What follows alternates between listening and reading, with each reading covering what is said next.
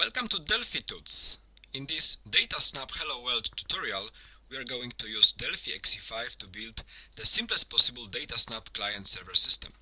The difficulty level of this lab is Hello World. This step-by-step tutorial is intentionally very simple, so even non-experienced Delphi programmers should be able to build projects described here. The objective of this lab exercise is to get familiar with basic steps needed for building DataSnap servers and clients. Our system will consist of a server and a client applications. Okay, let's start from creating a server. I'm going to select File, New, Other, and in the DataSnap server category, DataSnap server. Click on OK. I'm going to keep all the default choices in the wizard, so the type of the application will be VCL Forms application. We are going to support TCP/IP protocol, and we are going to let the wizard generate some sample methods for us. In the next screen, we are going to decide which TCP/IP port the server will be using for communication with the clients. It's always a good idea to click on test port to see if the given port is open. We are going to use TCP/IP port 211. Click on OK. On the next and the last tab of this wizard, we are going to decide what will be the base class for our server methods implementation. So we are going to keep the default T component. Click on Finish, and we have a server already created for us. So now I'm going to do the first thing will be to click on Save All to save all the files that were generated for us. So I'm going to save this server project in the folder C labs 01, but this could be anything. It's always a good idea to make sure that you use a proper naming convention. So I'm going to call this unit 29, which is a main unit of our server application, to be called just form server unit 1. Form server unit 1. Click on Save, and I'm going to keep the names given by the wizard for the other two units, and the name of the server will be our Hello World server. Hello World server. Click on Save, and now we have a fully functional application. So I'm going to make the size of the form a little bit smaller because it does not have any really functionality, so it's going to be empty. I'm just going to change the caption property of the form to something more meaningful. For example, Hello World server. It's also a good practice to make sure that all the forms are actually having some meaningful names. So I'm going to change the name of the form itself to the form server. Okay, so now I have a form server. Okay, so my server application is made of the main form. You can see that this is just an empty form because I have selected VCL Forms application as a application type. I also have something called server container unit. So this is a unit that was generated by the wizard. It contains three different components: the DS server component, that is the heart of every DataSnap server application, the DS TCP server transport component. So this component is responsible for accepting the incoming calls using TCP/IP protocol on port 211. And there is also a component called DS server class that is connected to the DS server component on the form through a DS server property, and it also has the event called onGet class. So this event onGet class is actually accepting the type of the server methods class that needs to be created when clients are connecting to the server. So this tserver methods class is actually generated by the wizard, and it has two public methods, EchoString and ReverseString. So in DataSnap architecture, the all methods that are defined as public or published on the server methods class, they are automatically available for clients to call. So Wizard has generated two methods for us, EchoString and ReverseString. They both take a string parameter and return a string as well. So the first one is quite boring because it just returns whatever was passed as a parameter.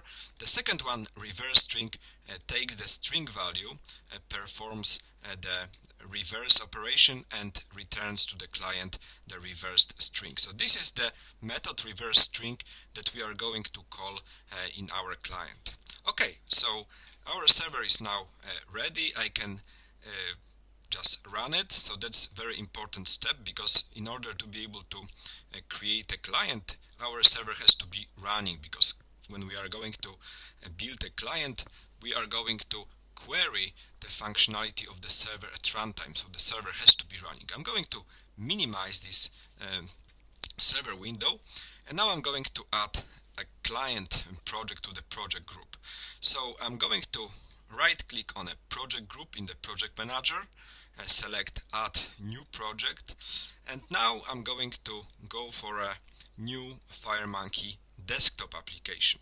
So clients for DataSnap can be very much any type of application. In Delphi XE5 we have FireMonkey application. So in this example I'm going to use FireMonkey desktop application. So this is a desktop application that can be compiled for Windows or for Mac OS X. I could have also select FireMonkey mobile application. In this way I could create a mobile client for my DataSnap server, for example iOS or Android application. To keep this first tutorial simple, I'm going to go for a FireMonkey desktop application and focus only on Windows version of it. So the wizard asked me, okay, is it going to be HD or traditional 2D application or 3D application? I'm going to stick with the HD FireMonkey application. Click on OK. The wizard has added to the project group the new project, project 24. So the first thing always is to save. So I'm going to go to the same directory as my server, and I'm going to save it as a form client unit 1, and the project itself will be called Hello World Client. Okay, when I click on save, because there is more than one project in a project group, so also I need to give the name of my project group. So it's going to be Hello World Group. Okay, click on save. So now this is just an empty application, empty FireMonkey desktop application. So the first thing is to give this some meaningful names. So I'm going to give this form a caption Hello World Client, and the form itself is going to be called Form Client. Okay, so now in order to be able to communicate with the DataSnap server, I'm going to use the wizard file new other. In the DataSnap server category I have now more choices because this wizard is context sensitive, so it knows that there is an open project, so we have more than just new types of servers, but now we can add a DataSnap client module or DataSnap REST client module. So for this lab exercise I'm going to go for a DataSnap client module. The wizard will generate 2 units, everything that is needed to communicate with my server. Click on OK. I know that this server is running locally. I'm going to keep this option as a local server, but in reality I would probably go for a remote server and communicate with the server somewhere in the network. And in the second tab I need to select what is this DataSnap server project type. So I'm going to stick with a DataSnap standalone server. Click on next. TCP/IP is the communication protocol. The port is 211. I need to make sure that I can connect with my server. So that's why my server needs to be running. Without this, I would not be able to proceed with this wizard. Okay, click on Finish. And I see in the project manager that there were two new units added by the wizard. So there is one unit that is already open. There is this is a data module with a SQL connection component on it.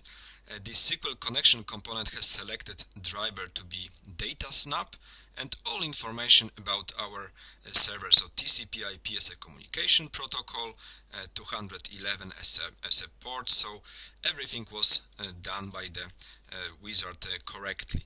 So this SQL connection component is the component that is responsible for connectivity.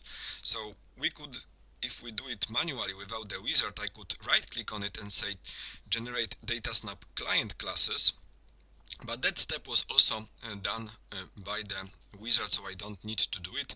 I can click on this client classes unit to see what was generated by the DataSnap proxy generator. So this is in this client classes unit there is a definition of a tServerMethods1 client class, which is used to invoke methods of the remote server. So notice that this class has the same name as the server methods class plus client appended, and it also has the same functions that server has. So in order to call a remote ReverseString or remote EchoString class, what I need to do is to create an instance of this tServerMethods1 client class, making a connection to the SQL connection component on the other form, and then I can just start calling those methods locally, and in the implementation that was generated by the wizard, I will basically make a remote call to the server, and whatever values will be returned from the server, they will be returned from this local method. Okay, so on this client module unit, I can see that I have a property called ServerMethods1 client that can be used to access this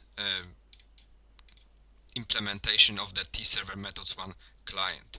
So I can see also on the getter of this property that at the first access to this property, the SQL connection is opened and the server methods client object is constructed and returned. So as a programmer, I don't need to do much. I just need to access this property, the server methods one client, and I can just start calling its methods.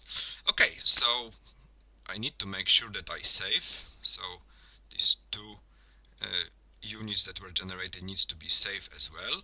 And I need to go now to the form client unit. I'm going to go for a default layout again.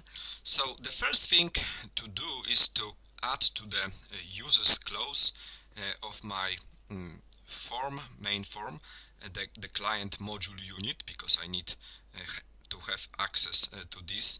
So notice that this basically added this line of code, and now I can just build this most simplistic user interface. I'm going to add a button component to the form. I'm going to change its text property to something like reverse. Okay, and I'm going to add an edit component, edit component to the form, and I'm going to add something as a text property to it, so I don't have to enter this text later. So let's, for example, say hello world. Okay, so now I need to save as always, double click on the button, and I can just start writing code. So the idea here is to take the contents of the edit box, send it to the ReverseString server methods class, and display the returned value back in the edit. So I'm going to actually see more of my editor. So I have a special layout, so I can see more. Edit one text. So this is where I'm going to display the returned value, client module 1, and we have this server methods client and reverse string, and I'm going to pass to this method the contents of the edit box. Okay, that's it. I'm going to go back to the default layout and run my client, and if I click on a reverse button, I see that the contents of the edit box is reversed. So that's it. That was the first Delphi Tuts tutorial, DataSnap Hello World. It was intentionally very simple, and we only focused on creating a Windows client with FireMonkey technology. On the next tutorial we are going to see other types of supported clients, so creating clients for not only for Windows but also for Mac OS X, iOS and Android mobile clients. Thank you very much.